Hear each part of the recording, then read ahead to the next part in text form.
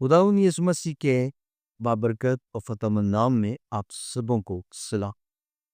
मैं बासम जो डेविड खुदावंद का कलाम अपने साथ शेयर करना चाहता हूँ। ईसाई नबी का सहीफा 86 बाब और उसकी दूसरी आयत का आखिरी हिस्सा के आखिरी हिस्से में लिखा है खुदा के कलाम में, मैं उससे पर निगाह करूंगा उसी पर जो गरीब और शिकस्त दिल है और मेरे कलाम से कांप जाता। आज हम आखिरी हिस्से पर गौर करेंगे। मेरे कलाम को सुनकर कांप। तो ये कपकपी क्या है, क्यों है? खुदा के कलाम में लिखा है, खुदा जब हुरब के पहाड़ पर उतरता था तो उसकी कुदरत, उसकी आवाज इतनी गरज वाली थी। उसकी आवाज में, उसके कलाम के अंदर कुदरत थी। और क्या होता था कि बनी इस्राएल कौम पहले तो कहती थी हम खुदा से बात करेंगे, लेकिन जाको उन्होंने खुदा का जलाल, खुदा की आवाज सुनी तो कहा, मूसा तू खुद ही जाकर खुदा से क्या किया कर, बात किया कर। तो कलाम मुकद्दस में ज़बूर की किताब में लिखा है, खुदावंद की आवाज में कुदरत है। वो क्या करती है, उससे देवदार दरख्त हिल जाते हैं, पहाड़ लर्ज जाते हैं। उसकी आवाज आग के शोलों को चीरती हुई गुजर जाती है। उसकी आवाज के सबब से हिरनियों के हमल गिर जाते हैं। सो खुदावंद की आवाज के अंदर क्या है, कुदरत है, जलाल है। और खुदा के कलाम में लिखा है, उसकी आवाज को सुनकर कांप जाने का मतलब क्या है?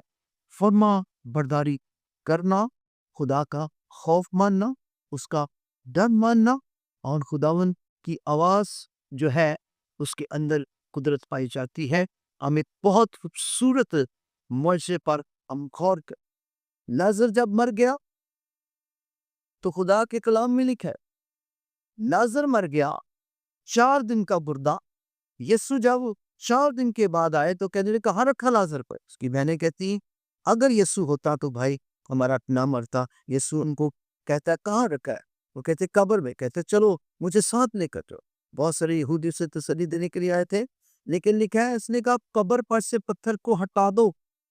जब कब्र पर से पत्थर को हटाया तो कलाम मुकद्दस में लिखा है, यीशु ने बड़ी बुलंद आवाज के साथ पुकार कर कहा, ए लाजर कब्र में से निकल। तो यीशु की आवाज में गरज थी, कुदरत थी। जो देखने वाले लोग थे और वो डर गए, क्योंकि यीशु ने 4 दिन के लाजर को जिंदा किया था। ऐसा नामुमकिन था, क्योंकि रूहें पताल में चली जाती हैं, वहां से सिर्फ खुदा बुला सकता है। और यीशु ने सिर्फ लाजर का नाम लिया। अगर कहता मुर्दे जी उठो तो इर्द गिर्द के सारे मुर्दे जी उठते। जहां जहां तक खुदा यीशु मसीह की आवाज जाती, कांपने का मतलब, जो यहूदी उस वक्त मौजूद थे लाजर की कब्र पर, वो सब यीशु मसीह को कबूल कर गए, निजात हिंदा मान गए, खुदावंद मान गए। और उन्होंने मसीह खुदावंद को अपना निजात हिंदा कबूल कर लिया। डरने का मतलब है फर्माबरदारी। जब भी तुम उसकी आवाज को सुनो तो अपने दिलों को सख्त ना करो।